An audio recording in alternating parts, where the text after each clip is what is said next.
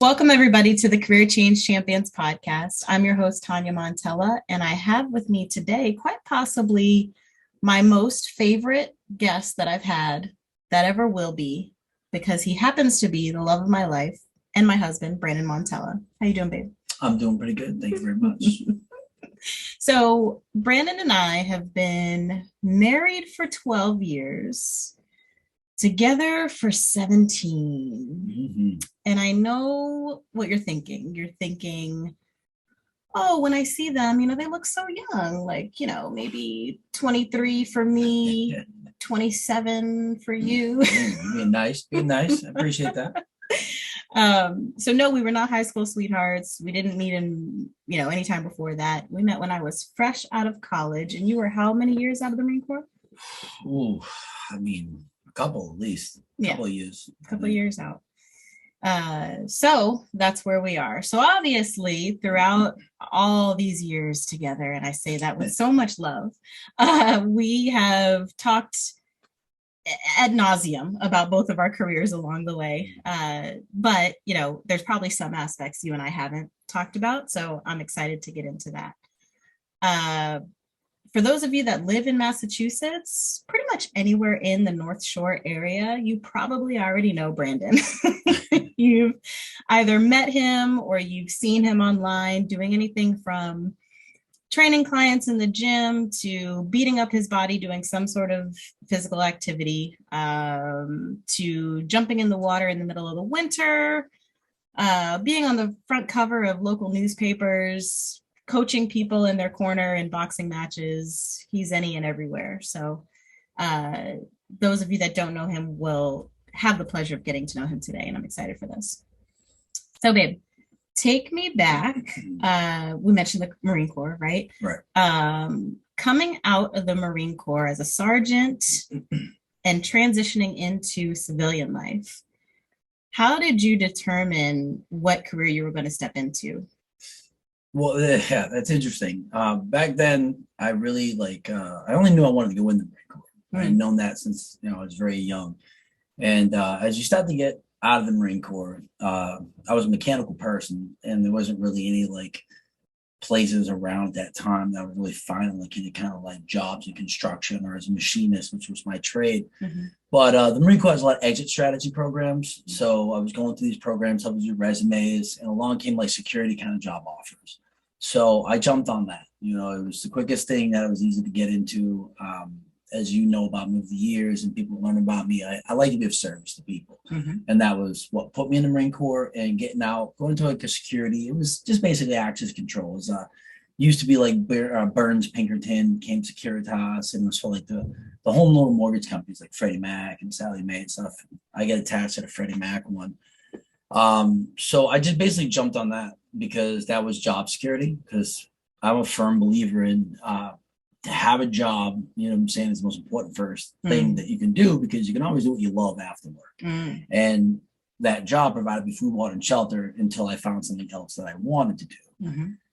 So that was my first job. When I get out, I just kind of took what I could do, could make some money, could team up with a buddy of mine I was getting on the Marine Corps at the time, and we could kind of split apartment rent and kind of just navigate that way as civilian life again is concerned. Which is hard for any Marine transition and getting out. Any soldier, sailor, airman, for that matter, getting out is always a transition, regardless of what you did while you were in. I wasn't combat or nothing like that. I was stateside the whole time, but it's still going from that that rigid structure of hierarchy to navigating back down at the bottom again and working your way up through companies was most definitely something that was new to me getting out. And that's what I did. So I got out, I won the security jobs. And I can continue from there if you'd like me to go down that kind of realm. And that led to other security jobs for the State Department and stuff like that. Okay. So you primarily started out with various security jobs. Sounds like doing security, but probably for different companies throughout. Is that right? That's correct. So the first job was at Freddie Mac doing unarmed security.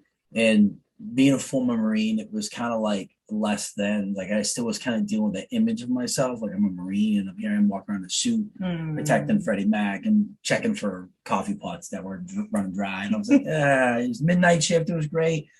but then an offer came up for doing armed security job at State Department. We could get like a little more pay raise. You could get top secret clearances and stuff. And again, my military brain being what it's cued to be at this point was like, ooh, strategy, right? This is military. This is serving people at a higher level. Mm-hmm. And so I ended up getting that job. I ended up leaving the Freddie Mac unarmed security organization I was working for, went to another security company. Mm-hmm. Obviously the pay raise, now working in DC, working at certain annexes for the State Department.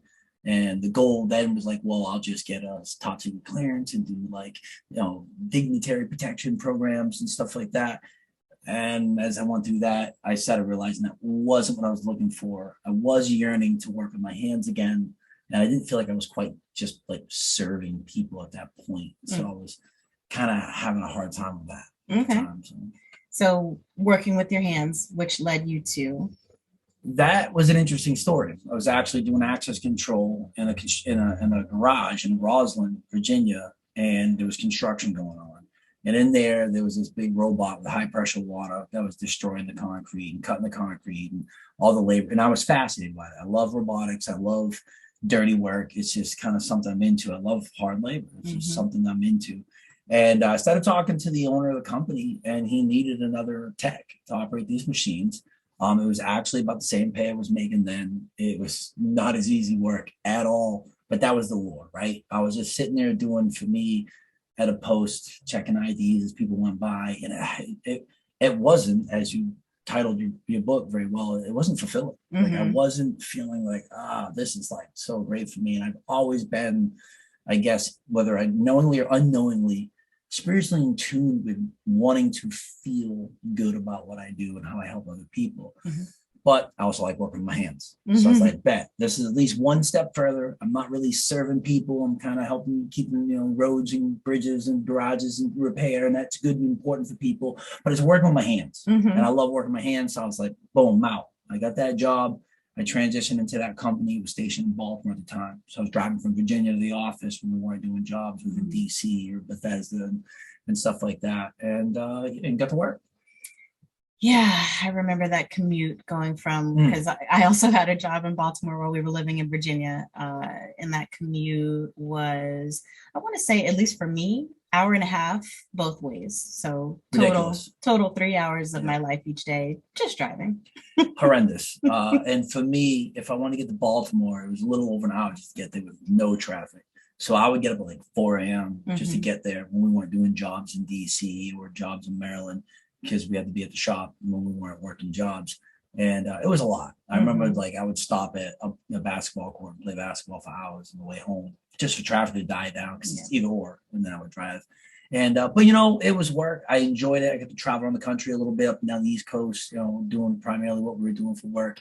And I did enjoy that. I moved my way up. And again, the work environment, after a while, it really wasn't like, there was that piece missing. After hours when I'm not working, I was addicted to the gym. Like I would go to the gym. It was actually a problem with a lot of my relationships because you're in the gym all the time and you're not working. I'm like, but this is who I am. So I would get off of work and I'd bust my hump all day long. No matter how hard this work was, I'd still go play basketball for 3-4 hours. I'd lift weights after that. I would enjoy the atmosphere of being in the gym, helping people, training with people, working them out, spotting them, like them spotting me, just that whole like camaraderie of pushing each other in a gym was awesome. And I enjoyed other people when they would ask, or enjoying the knowledge sharing and stuff like that. So that's pretty much what I did. I went to work 60, 70 hours a week, and every day after work, I was in the gym for hours. And I imagine that camaraderie you talk about was reminiscent of your time in the Marine Corps. 100%. Yeah, there was, not being all over the world kind of Marine, you still have that camaraderie, even though you're right here in the States and everybody can kind of go home a little more often and stuff like that. You still have that thing that ties you together. You still have that ability to kind of like joke with each other, no matter who you are, where you are, where you're from, but obviously if anybody outside that circle tries to joke around, it's this is us, so I definitely enjoyed that just tough kind of like love that we gave each other. And I thoroughly enjoyed that in the basketball court. You could be on the court yelling and screaming at each other, throwing basketballs at each other, and then 5 minutes later you're talking about life and what you're trying to do with it. So, yeah, absolutely. So basketball, I feel it's worth sharing this story. Yes, that's very interesting. Actually. When Brandon and I first started dating, he was over my apartment one time and I'm showing him pictures, which is just funny to think about. Like you would never do that now. Yeah, right. You would never go through a photo album. Does anybody even have those? You just would never do that these days, I'm sure. I mean, I also don't know. We don't know. We've been off the game for so long, but we're going through photos and we get to a picture of my brother and he's like, how do you know this guy? And I could sense like some sort of concern in your voice. And I was like, oh, that's my brother. And he said, oh, okay, I guess you thought I dated him or Thought something. he was like your ex-boyfriend or something. Yeah. I knew you recently just had broken off with somebody else and stuff like that. So yeah. So you were relieved, I imagine, to find out it was my brother. well, I was relieved at first, but then I realized one of the people I've been playing basketball with for like 4 years, and we got along, but we did guard each other a lot and have thrown basketballs at him before and flipped chairs. I started worrying a little bit about maybe he might say I'm a little crazy, which is not entirely wrong, but And in a good way. he definitely said that. He definitely Yes. was like, Thought about a room of chances. I think he called it a temper problem, but Smidge. but that was then. That was then. That was then. And tempers don't change. Control does. As anything in life, right? I don't think that we particularly completely rearrange how our predisposition is, or our mental program, our subconscious is. What we do learn is how to put almost like checks and balances in there, right? We almost have to like kind of put a little pause. And that's the beauty about growing older, right? If we're practicing it, it gets easier to navigate. Yeah. So, all right. So you are going to work in construction, probably, is it a 9 to 5 or it was much longer days, maybe 10, 12 hour days? They were average of 10-hour days. But they were also all over the place. Like, so most of the time we're doing night stuff because they're getting garages, they're gonna be after hours when companies are closed for us to get in to work. But there are other jobs where you can do during the day and stuff like that. So it was definitely all over the place kind of shift work, which was fine to me. I'm kind of a guy that can run on naps and limited sleep. I've been that way kind of my whole life, actually, if I really think about it. So it was good, but again, it got to a point where I made it as high as I was going to make it. I was running jobs of my own. There's only one other person above me. He wasn't going to retire anytime soon. For me to make a lateral move, if you will, into other places of like project management, I was already kind of doing that when there was no work in the environment, or I guess you could say, the expertise I was doing. I would go out and run jobs in places. But yeah, again, it was just, I was getting a little bit, tainted from the culture. The work culture wasn't quite camaraderie like, I experienced in the Marine Corps. And I was kind of sick of it, and I wanted a little bit of a level up. Like, I did like the work I was doing. I like construction. I do love building things. I like breaking things more than I like building things, but I do enjoy, building stuff. So it led me to leave there. And that was around the time we met, actually. Shortly after, I had switched over to a company called Whacker, which was a construction equipment manufacturer. And that was kind of cool because it was like the final piece. At this point, I was always thinking about, man, I want to run my own, I want my own business, right? Whether it be, at that time, I know concrete, finishing concrete, and I was like, but that's a lot of overhead, and such and such, and there's so much competition already, and I just wasn't ready. However, I figured, well, if I can go learn how to sell stuff, if I can learn sales, I don't have an education and background in sales, I don't have money to go to college, and I don't have the time at this age. I was like, let me understand this on somebody else's time. Right. So again, I interviewed for this job. I got the job, ended up leaving that job and off to Wisconsin and went for training. Like, what they do is they whackerize you. They go and they teach you every feature and benefit. They do sales presentation, like demos, where you're kind of like just pretending, back and forth with the person, and you practice and shooting you down, and you overcome those challenges, and you really learn the equipment in and out, and they really teach you sales. So I got into that, and I figured, well, this is going to be like the final piece, right? This will help me learn how to run my own construction business. At the time, I thought, right? So I went down. I started as what's basically called a regular metro job site specialist, where you have the whole product line, and you have like one state, maybe pieces of another state. In Maryland, you could do like a little Northern Virginia, DC and Southern Maryland, and that would be your territory. And you'd get all around, maybe some Western areas. And you had a forecast and go out to job sites and you just demonstrate products. So you would literally just show up on a job site. And at first they got you in like all this sales looking stuff, right? And you look like a salesman. And I realized real quick that I was a new salesman, so they could smell it on me real quick, the contractors. And B, like I wasn't really a salesman, right? You know, like what I know how to do is build rapport, and I know how to earn people's respect through effort. So part of our jobs was a big truck full of equipment that we would demonstrate. We'd let customers just use it on job sites and then try to get them to enjoy that product enough to where they wanted to buy it. And then we sold through dealer distribution. So we call it the pull strategy, right? Customer doesn't like a product or doesn't use it. We go out there, we have them use it, we build rapport with them, and then we go ahead and try to sell through dealer distribution that either does sell a product or try to pull that dealer into selling our product by making this guy request it. It's called the pull strategy. And I thought it was really cool because I got that. And I'd go out and I'd show products, really wasn't working. And then finally I looked at myself in the mirror one day. I was like, this is not me. I'm wearing this white sales looking hard hat with this whacker sticker on it. I've got a college shirt. They all see me coming a mile away in this big box truck. And I was like, no. I went to the store. I bought my old hard hat, same type I used to have, that old Maltese cross and barbed wire on it. I scuffed it all up. I got my old work boots out.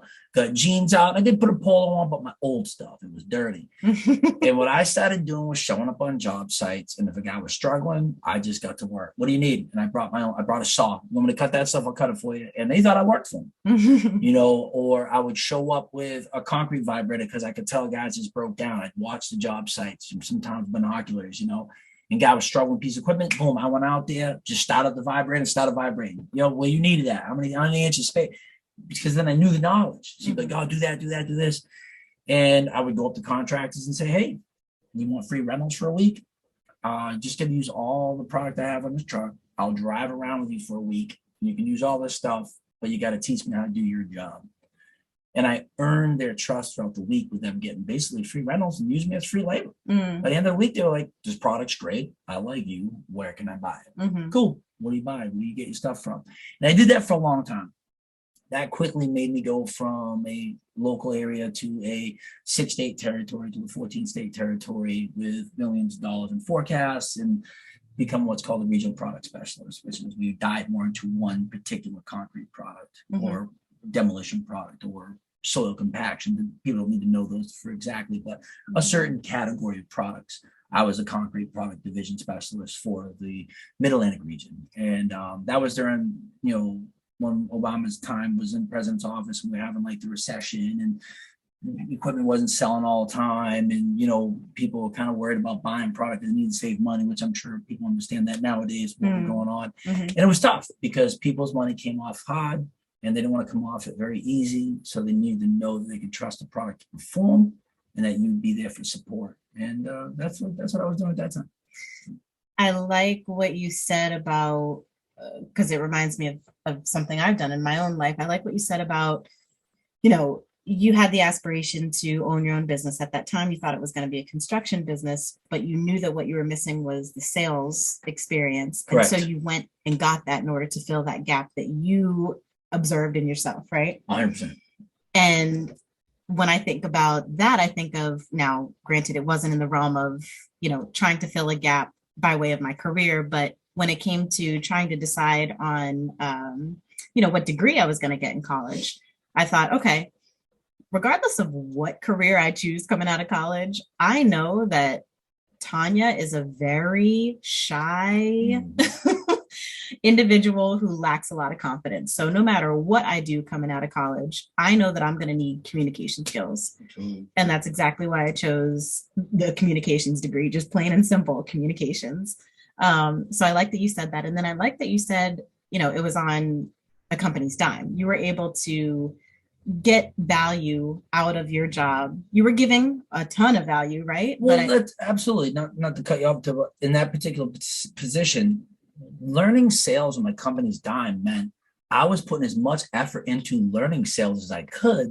Therefore, it was benefiting the company. Yeah. Right. So, I'm learning on their dime. And I don't mean by like gaffing off and not doing my job. I mean, doing my job exceptionally well, because just like what you put into college in your education, reading a book, a craft you want to work on, the work you put in is what you get out. So if I'm busting my butt and I'm putting in my work trying to really learn this sales process and these sales flows and these products, and to get people to buy equipment, because well, as a salesperson and as a person who likes to serve, I loved finding a product need that someone that could benefit from.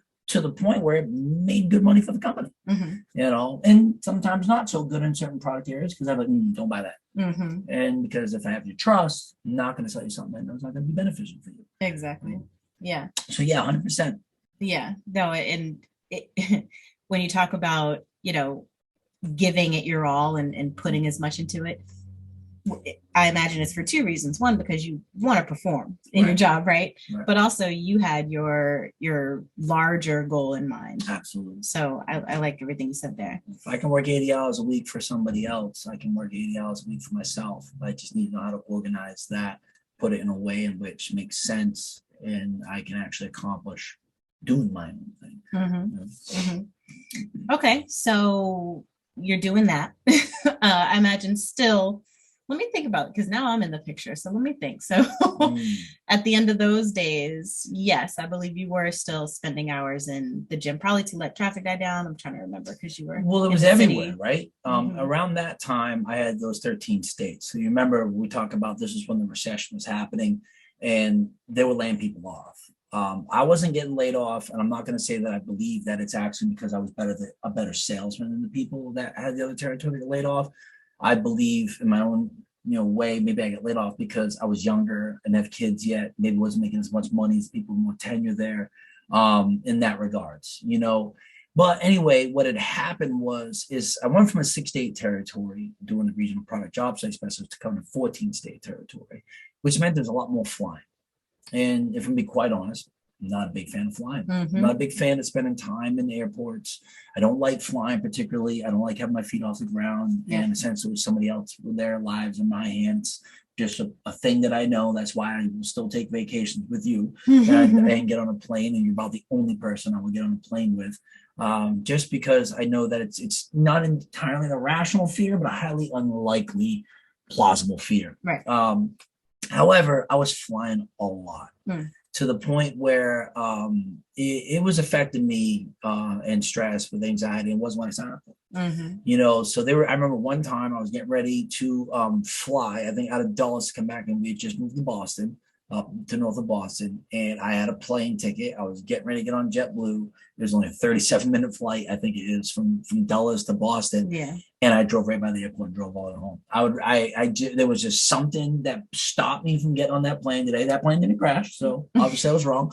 However, I drove all the way home that night versus getting on the plane. And that's when I started realizing it was really just, it's affected me a little bit in that regards. And again, I didn't sign up for 14 states. I'm a guy that likes things when I have a certain realm of fluidity around them. And I like to kind of navigate that, and I don't need to grow all the time, right? So that's how sales is. Well, you did this year, do that next year, you did this year. Well, now I'm just trying to force feed dealers and contractors products that they're not quite ready for yet. Or I got to go out and create a need in that person's mind. You know what I'm saying? For something they may not need at this point because, well, we've recently been bought out by investors. Investors want a return on investment, and sales is always about, well, what did you sell last? Right. And it didn't really sit well with me to go out and try to push that and make someone believe they needed something that they, in fact, didn't need because my forecast requires it. Fortunately, I was more salary than financial compensation, but I had some good years where I made over 6 figures a year. Some people, well, the money's great. And I remember one time my boss was sitting there talking. He says, man, you've got a great thing going on. And they don't know me. They don't know what my life's journey. And at this point, we haven't gotten to it yet. And you and I talked about, but they don't know what I had envisioned for my life. Right. And it wasn't money. But with them, a lot, it was. And I respect that. If that's your thing, great. But I was told by my boss one time, you're in a great position. You've got a great job. You're making great money. You invested in the company now because you're going to get the profit sharing and matches and 401ks and all this. And he was like, but he's like, you're going to miss some things. He goes, you're going to miss first steps. You're going to miss, something with your wife, or you're going to miss baseball games. He's like, but you're in a great position to provide for your family. And I think maybe he thought maybe I was a breadwinner in the family. They didn't know that you and I have always tried to navigate 50-50 financially until obviously I started my own business. But we've always tried to work out someone carrying the weight the other person can't. And maybe that wasn't their particular situation, but he thought he was giving me great advice on why to stay with the company. When in fact, he was telling me the exact same things I was being told in Wrinkle about missing stuff, traveling all the time. And that's why the divorce rate's 80% and higher. He was telling me, get the hell out of here before you're stuck in this life of traveling all over the world, not being around your family, not being around your wife, not being around people that you can build a community with, right? I was like, gotta go. Well, and that's funny because he probably said what he said because he thought he knew what motivated you, and he thought that was money. When really, exactly the opposite. Yeah, so exactly. You heard a very different message than what he felt he delivered. 100%. He and for most people, that's probably it. But for me, and as you know, the listeners don't know, is I grew up very poor, right? And I grew up without money, grew up on food stamps a lot of the times and needed some welfare, even though we didn't like it. My mother got us off that stuff often, but no father in the life, the men that were around were very productive. They didn't bring a lot to the table. So, I learned a lot about how to treat family by not seeing how family was treated properly. So for me, what fulfills me is I need food, water, and shelter, minimum. And that shelter can be, if you and I know that wouldn't make you very comfortable, we're living in a van, right? I'm just saying, and we were happy, but we were fed and we had shelter over our life. I would still find ways to make us laugh every night because I can be comfortable in that situation. So for me, and don't get me wrong, I love our life. I love what we have. And I understand all the material things that we have is great, but it's not excess, right? We don't have a lot of excess. Because we don't predicate our lives on that being what fulfills us. What fulfilled me was having what I didn't have, if you will, growing up. I didn't have that nucleus family. I didn't have that father figure that would be tough on me, but also call on me when I needed it. Give me a love, give me a hug, right? My mom did the best she could, but she had to work a lot and cover a lot of ends, and we're figuring things out on her end. I wanted to break that cycle. So for me, fulfillment would be having a job that allowed me to put food, water, and shelter, my share of it on the table, while serving other people. You know what I'm saying? And at the same time, with building that community around me, you know what I'm saying? And around us, like we're lifting everybody up and raising my son, from our child, who knows him, his son, within that community. Right. And I was ready to walk away. I was like, I got to do it. I got to walk away from this, and I don't want to be trapped in it. So leading up to your career at this point, where we're at in your journey, I'm hearing the following themes. I'm hearing acts of service. Absolutely. Physicality was just important to you, whether it was present in your career or it was not. It was important to you. Food, water, shelter, minimum, right? Basic hierarchy need too. And then that aspect of community. Yes. Okay, so we've gotten there, and it seems like you were mindful of those things throughout. Maybe they started to uncover themselves as life went on, and once you started becoming just more mindful as a person, because I've had the pleasure of experiencing your journey with that. I'm sure that it became more prevalent, but it's interesting to uncover those themes and realize how they manifest themselves in your career today. Right. Yeah. Okay. Yeah, but when the door knocks, and the signs, like it's like a frequency, right? We get these messages and we feel these things, but if we're not really doing the internal work, sometimes they go right by us. And it was at those moments when he had that conversation with me, when that was the loudest knock and I heard it, I was like, it's time to do what I know I'm called to do. But I was still kind of dealing with things that were lacking in me, that were creating a lack of confidence to be, right? So in the Marine Corps, we're taught we're not going to do anything that we don't teach. And if we want to lead people, there's a quote I love, I forget the author, but it says that a man is unfit to lead and cannot lead himself, right? And obviously a lot of my stuff would be from the masculine sense. It's the body I'm in and why I look at the world through. And that resonates with me. So if I was going to go into this next chapter of my life, I had to also be doing something that was personal for me, that showed what I was trying to do to my community and help them see that I was working on it as well. Because all too often we go into a place where we point fingers at what people should do instead of thumbs at ourselves in the mirror and say, well, I'm doing this too. Let's grow together. And that was when I decided to make the decision to transfer into becoming a personal trainer, taking another step back, cashing all my 401k, paid off all my debts, as you remember. And at the same time, did my market research, because now I learned how to do market research on an industry to find out what was prevalent, what would take off in the future, right? So you get a bet on a stock, if you will. Everybody's a personal trainer, right? Everybody at this point, Zumba was taking off. There was TRX making its way out, and I remember that they had just put women in the Olympics for boxing. I was like, this is going to take off. There's already boxing fitness at times, like LA Boxing was out there. There was like a few other places, but there wasn't like the titles and like all these crazy places doing boxing fitness. It was like boxing gyms that were hardcore. And then they offered some boxing fitness, like ladies only classes, stuff like that. And I was like, this is going to take off. Now they put women in the Olympics, more people are going to be in tune, and like, efficacy in women at this time was starting to just come out. Like, you can do this. Like, and I remember growing up around a lot of women that had to be the backbone, right? It still struggled, but the resilience was amazing. So I was like, this is going to jump off, and I don't want to get behind it, but I can't teach something I don't do. So that's when I told you what I was going to do. I'm going to go into amateur boxing at 31 years old. I'm going to start my personal training business. And within 1 year, I was like, people got to know who Brandon Montella is in the area. I don't care about the world. I don't care about the New England at that time, just the towns, right? And I was like, I won't make a liar out of me, and I won't make a fool out of you. And that's when you hit me back with, you had the bills. I was like, I can cover my own stuff. I just can't cover rents and electricities. And that was it. We went to work. You wanted to supportive role at that point of, taking care of the back end of things, helping market the business a little bit. And I got to work, finding the hardest gym I could find and punch people in the face, and starting my process of training people. And at that time, I already had a, training certificate to get me into a gym. We had done the research ahead of time. And so I got started in a local regular gym, just teaching fitness, with the intention to slowly trickle in the idea of boxing to other people.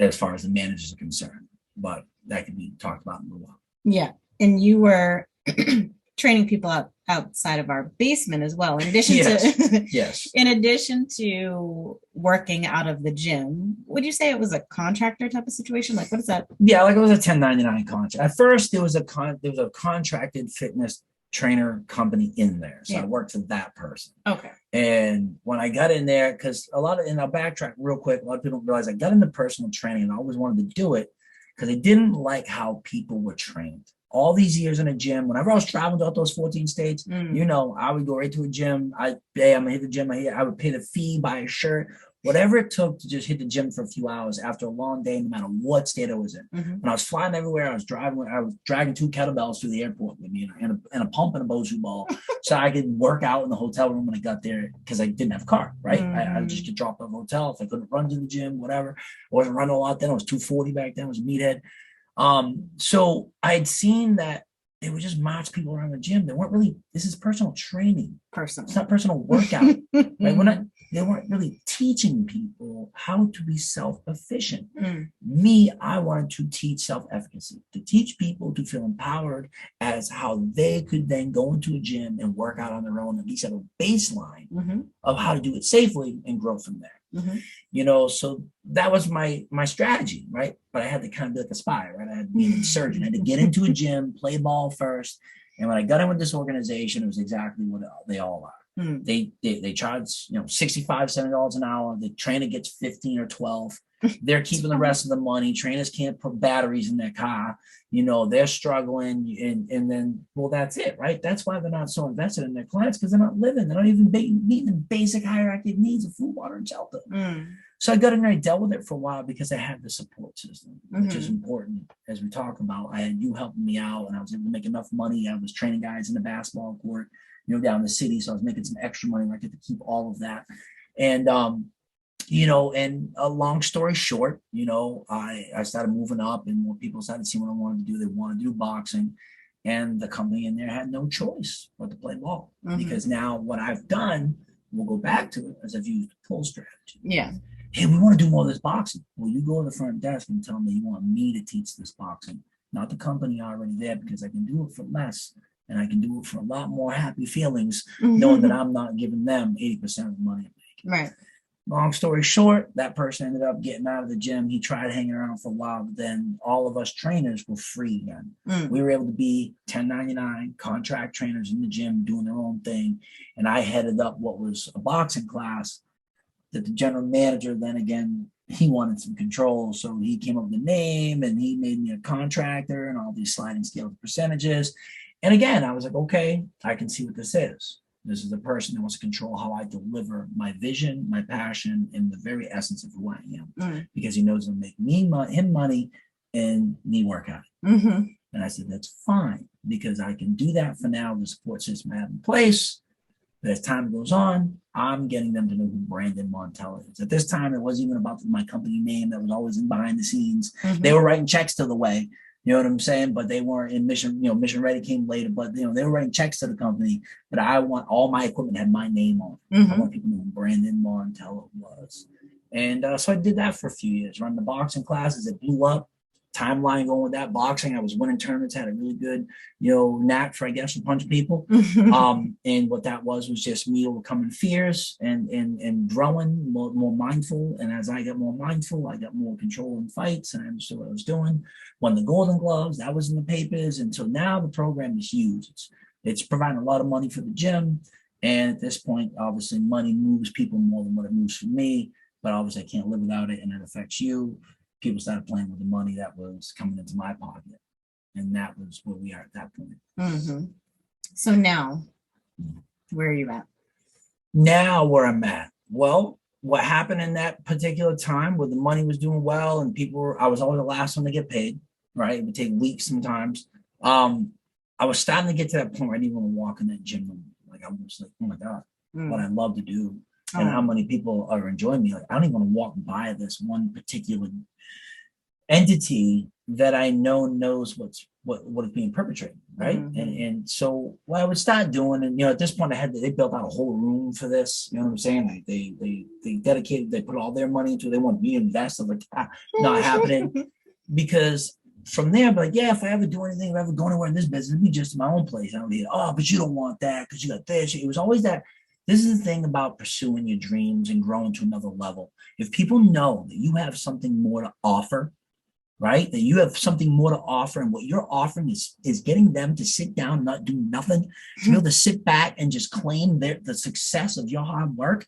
They will give you every reason, every excuse, and every obstacle for you to be like, "Ooh, I better not even take the chance." And that's what was happening. You don't want to do that. You got overhead. You got this. You got that. You got this. You got this. And I was like, "Cool, no problem, no problem." So I secretly started going around looking at places with you, and I was going through I want to go and touch on also about enterprising your resources. The VA actually had this thing called the business gym where I was going to once a week. They take you through a little process each week with homework about how to get a business plan ready to get a loan, right? To get a business out. So I started going through all this. Over these years, I was building up my equipment, amassing a bunch of equipment that I would need to make the transfer. I was buying a bag here, buying a bag, stuffing stuff in the garage to your unfortunate dismay. But I was loading everything because I want to go in with no debts, right? The less material debt you have, the more I can focus on just paying rent while I build this to where eventually I can pay myself and then help out again. So we had found that place. I had been looking around, and I remember you were hesitant, and you were coming looking at places with me, and it was because you didn't really know where I was at. And then finally I had all my numbers in line, and the last place we looked at, I remember it. We walked out, and you looked at me like, "How much you need?" I said, "Well, 15 grand gets me started with money left over based on what they're talking about for rent." Based on I had my business plan laid out. I had everything ready to go. We had the website, I think, up and running by then. We were, Carrie, our friend, again, Enterprise My Resources, a friend of ours, chipped in and built the baseline website to get us started. So it was really good. And then you were able to help me out with that financially just to get going. And the business gym didn't like that because, well, if I get a loan from a bank, then their program gets credit. But I didn't take the loan. They like, don't use your money. Use our money because we owe nobody money. So we got the place, and then I was a machinist in the Marine Corps, just so everybody knows. I'm a construction guy. Our buddy Brian, who is a welder in the Marine Corps, he was living up here at that time. We got together, we designed a big rig to be able to do for monkey bars, hold heavy bags, everything for the base setup. And we bought it for $1,400 in materials. We cut it and welded it and built it ourselves in 7 days. It was like one of those TV shows where it's always right down to the wire to get the motorcycle finished or the car painted and the cake done. And it was like literally they didn't know I was leaving yet, and I was sneaking address slips. Remember those slips you made to all the people that were taking my classes? So this is where I want to run some demo classes. I'll run classes for weeks, and you guys can get comfortable coming up there. Here's the address. And when all that stuff went down, finally I just walked in one day, and I think they had still been like 3-4 weeks from giving me the money they owed me from last month. And I was like, you know what? I'm out. Because I had my keys and a lot of my equipment in their office. Once I had the keys to that office, because they had taken me into the gym, so I'm getting all my stuff, getting out of here. So I didn't get everything. I had to go back. The door was locked. The key wasn't there. I picked the lock. I didn't care. I want my Bosu balls. Not a B&E. Oh, 100%. I've done them before. I'm not a saint. So another story for another podcast. So I picked all that stuff. I got it out, got in the truck. I got it up there, and we set up shop. And 2 things happened. I waited. I had 2 months free rent. I had $1,400 left in my bank account, and it was $1,800 a month to pay rent for that place. I had some personal training clients that I was already training up there, and I had my people in the city that had been trained for the years. I was like, all right. And so I got about 4 months if nothing pops off. All the bags were up. Everything was ready. And what had happened was people were they were going to give them an offer. They were going to give them a chance to still run this program. It was their name. I didn't want to use it. I didn't want the name Punches anyway. That was the name of it. I wanted my own name for it, by the numbers, because we do everything by the numbers like the military, right? We're bringing military grade concepts to the civilian people. And what happened was the new trainer was a friend. He used to be a martial artist. And he took over to teach the class. And one night, everybody was there to give the new trainer, because everybody will show up in masses and someone new. Let's see what they have to offer, right? And in the middle of the class, the person's ego, from what I hear, got in the way. He stopped the class, started yelling at everybody. Now, mind you, these are fitness people. These aren't fighters. This person trained fighters, like straight combat fighters. Started yelling at everybody. I don't know who taught you. This is all wrong. You ain't doing it right. Yada, yada, yada. And the ego got in the way of service, of just giving people a good workout with a kind attitude, you know what I'm saying, for the quality price that you were giving it to them for. And the people started coming to my doors, telling me there was a line all in the back of the gym canceling their memberships. And they just started coming to the doors. They did like a trial class. People come and tried it and left. And I was nervous. I probably didn't do that great of a job. But it was good enough. And some people were coming, but it was like every day, 5 people, 10 people. 50. We had like 130 members down there at that time. And I think like 80 to 95 of them came in right out the gate after that day had happened. And, I got some letters from some lawyers saying that I was doing things which was all untrue. And it was only just to cause me more frustration. And again, I go back to it. When you're doing your thing and you've been making somebody else money and they've not been as altruistic, if that's the word I'm looking for, but just on the up and up with you, and they've got ulterior motives to hold you captive, if you will, to make them money, they will do whatever it takes to distract you. No letter sent from a lawyer is going to stop me from doing a damn thing. There's nothing you could do legally. I wasn't using any names. There was no contracts, no copyrights of nothing. And it was all new. It was all my stuff, because I was always had a plan. I was always working on behind the scenes, because I knew my time was limited here, right? And then you learn these things over years. And that's what my concept is, always have something when you want to leave something. And that was it. It started coming in, and the lease would go up every year. And now, since then, I've started a nonprofit, that you know of, called Mission Ready, where I help veterans and at-risk kids come to the gym. We pay for events, go to boxing matches, camping trips, buy them gear, and it allows them to come to the gym, because I was just doing it for free before anyway. So why not do the nonprofit? Going on 9 years, coming up on an anniversary in our same location. We've gotten $100,000 grants for the nonprofit, been in papers, and now we're at cruising altitude. Now it's at the point where I can afford a little bit more. I can pay myself a little bit. I can help out around the house a little more. Our son never has to worry about a babysitter, right? We have this beautiful community of people around us that are like family, and literally, to say it without choking up too much, have never been more fulfilled in my life. I was going to ask you, so just to paint the picture, when we think of you as the owner of the Way LLC and the nonprofit Mission Ready, both of which are located in Woburn, Massachusetts, by the way, for those listening. When we think of that, people probably have a vision of what that means to be an owner of a gym. And I really want people to understand, like, you're the owner, but the operator. You are there. What time do you wake up?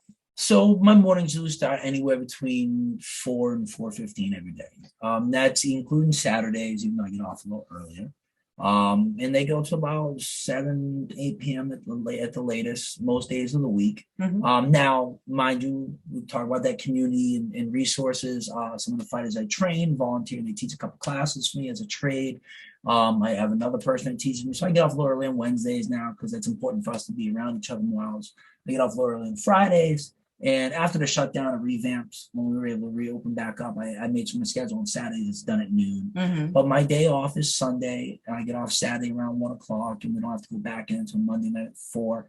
And again, it's crazy because recently another person teaches me a little bit, has volunteered to start taking one Monday a month, one Saturday a month to give us a long weekend with family. And she don't want to die.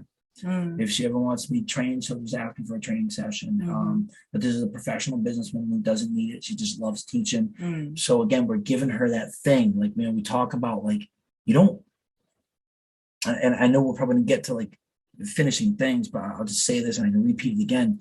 You don't have to always love what you do, right? In the moment, but have something that you love to do when you're not doing what you don't love to do.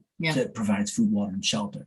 And in some instances, like, I'm not saying she doesn't like her job, she doesn't like the people she's around, but she loves teaching people more. However, at this place in her life, it might not be conducive to her and make the finances she needs to provide the lifestyle she has. It's a woman that's 50, she had her husband, like, they have overhead, houses and stuff like that, but she loves to teach and she looks forward to it. Why would I tell her not to? Right. And it gives me more time with my family, which is the last piece after all of this craziness that I'm trying to do. Right. We get all this stuff. We get to this great place. Let's just say that me running this business the way it is and having things the way they are, I'm in like that high rise, right? I'm in that suite now, the executive in the top of the building. And I'm looking out and I'm working 90 hours a week. And I'm like, okay, this is great. I made it. I'm finally here. But now, like, how about returning to my family? How do I get that time with my family now? How do I get that thing? Because I heard a cool story about a guy on a documentary that had made all this money over the years. He was sitting at a red light, not feeling good. He was in a yellow Ferrari. He had 2 Ferraris, one was yellow. And I remember the story and said, I'm sitting in the Ferrari. And he said, I thought all these people always look at me in this Ferrari. No one ever looked at me. People look at the car. No one ever even cared about looking at me. And he said, I sat there one day and I was at a red light. I was in New York and I looked to the left and there was a family. They had a little dog that a husband was sitting in the driver's seat, and mom was there, and the kid, and they were all laughing, joking. They obviously weren't looking at me or this car. No one was taking back my car. And he said, I got all this money. I'm making $250,000 a year. I'm sitting in this Lamborghini. I'm jealous of them. That hit me, because they do get a lot of attention. I'm not making the millions. I'm not in a Ferrari. I don't care. I love my canoe. I like camping in the woods. I like it rustic. Yes. Right. Again, to your demise a little bit. That's okay. But again, like, I want to be home with my family more, right? So I need to now complete that vision, right? And it's happening slowly but surely.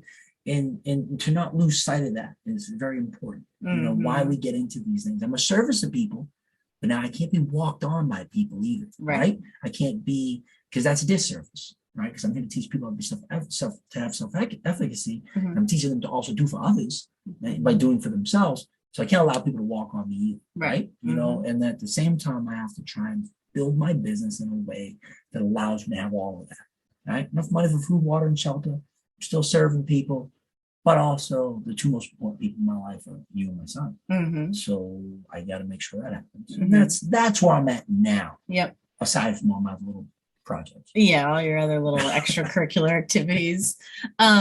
So I want to, when you say you're more fulfilled now than you ever have been in life, which I just love. I love to hear. I love it for you. I love it for us because it's a trickle effect, right? You're happy, we're happy. Yeah, it's true. And I want to understand because I've seen the letters that kids will write to you or about you for school. they'll draw pictures, just seeing the things people say to you on Facebook about how much of an impact you've had on them and how inspirational you are to them. People from your hometown sending letters and saying the same thing. So I know how much you give to others and what that means to them, but I want to hear what you feel at the end of the day, because you also talked about your schedule, right? Like waking up at 4 a.m. By the way, I don't know who's working out at that time. Kudos to y'all, because that is not me. And then coming home, after 8 p.m. And pretty much your days, for the most part, are back to back. Like there's some days where you just don't. Sometimes you don't eat. Sometimes That's getting better. Yes, that was there for a while. So how I feel the other day is I feel man, I don't even know how to put two words together. But I'm exhaustedly satisfied. Okay. Right? Because nothing makes me relax more than a rigorous day's work. Right? I love that feeling of exhaustion. That's why I love that challenge, as you know. That's why I did with boxing, now the ultra running and all this crazy stuff. Like when I come home at the end of the day, after mentoring people all day, after being physical what I do, I'm sparring with people that help them get ready for their fights. I'm holding mitts all day. I'm also doing my workouts. I have a car at the gym, I'll take a nap when I know that I'm getting off early so I can be home and have rest. When I go take my nap, I focus on my breathing, which is very important, internalizing everything. And when I get home, that combination of just physical work, which is what I love, as we've talked about before, that being a service to other people, which is what I love. We've talked about that before. And then coming home to you guys, which is what I love, which is all part of my vision. It's the perfect amount of exhaustively satisfied, right? I'm exhausted, but I'm satisfied. Now, that doesn't mean I'm without my problems. Doesn't mean I'm without my faults. It don't mean that when I do turn off the lights and go to sleep, my brain doesn't. I tell people I don't sleep, I do doubles, right? Because in my mind, I might be thinking about our lives or, obviously, our situation. We've had some tragedies and our son, I'll get him check on him for no reason, I'm sure you do it too. And I wake up sometimes with my teeth clenched, right? Because I'm thinking about people I'm still trying to help. So there is some of that. But don't we all have struggles no matter what, right? Are we all, once I accepted the fact that there's always going to be something to do, there's always going to be a challenge, and I stopped looking for the easy way all the time, it became less threatening. It became less heavy, and keeping my fitness up allows me to do those things. And that's what we come up with the same with our son, right? I'd rather fail at something difficult than succeed at something easy, right? We're teaching our son that, right? So how are we going to teach that to our child if we're not embodying that, right? And what else do we have? I don't know about you, but like the proverbial I'll sleep when I'm dead, right? I'll get my sleep when I need it. When I'm dead from the week, I'm not literally dead, but like when I am dead tired, I come home and say, I'm going right to bed. Yep. I'm going to sleep because I literally only want just as much sleep as I need to be positively impactful in people's lives, right? Because if we don't get enough rest, if we're not taking care of some of the things that we enjoy after work, right? We're not going to be positive. We're not going to have that positive energy to bring to people. Right. I'm fortunate in the fact that not a lot of people get this, that the three major things that mean the most to me in my life, I do for a living, right? I'm about teaching family and community, so it's important for me to be family and community with my family, right? I'm, you and Isaiah, obviously we have our external family, we have our other family, like brothers and cousins, and have, what I'm saying, we see them when we can and all that stuff, and that's important. But, it's important we do that. It's those type of things that we can't forget, So for me, being fit allows me to do all those things as well. So if people want to, here comes our dog. If people want to follow all the things you're doing, from running 100 miles in 30 hours or less to raise $100,000 for your nonprofit Mission Ready, or they want to watch you dipping in the pond in the middle of winter, cracking the ice to make a hole for yourself to get in, or they just want to see what the hell Brandon Montella is into today, where can they find you? Well, on Facebook, you can obviously just search for my name, right? Brandon Montella, because again, the company is just a byproduct of who I am, right? You can look up The Way LLC, Boxing and Fitness on Facebook as well. On Instagram, if you look up The Way LLC, it'll come up, but the handle is actually Every Goal Has, because every goal does have a way. Mission Ready is on Facebook as well. You can find that. You can go to the websites. The websites for The Way are www.everygoalhas.com. Mission Ready is the same, but togetherweare.org, right? And yes, as you brought up, I'm trying to run 100 miles in 30 hours or less on Veterans Day. It's my own race. I've got 5 boroughs that I'm running through. I'm not entering someone else's race. To raise money, I'm trying to create my own race series moving forward, like 5Ks, 10Ks, the whole nines. So we'll be a fully self-sufficient nonprofit where the funds come directly to us. But you can go to missionready100k.org. That's not 100K as in distance. We're trying to raise $100,000 so we can buy some property and really take our programs to the next level, get kids out of detention centers for summer programs, work with veterans out in the woods a little bit, where I believe that better therapy is accomplished versus being always in four enclosed walls with therapists and stuff like that. Awesome. Well, thank you so much.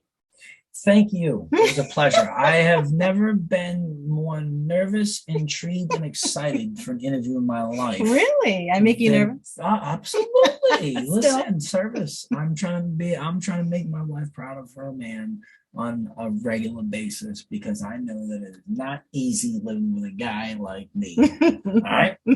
I promise, I'll be home more. You make me proud every day, babe. I love you. I love you too.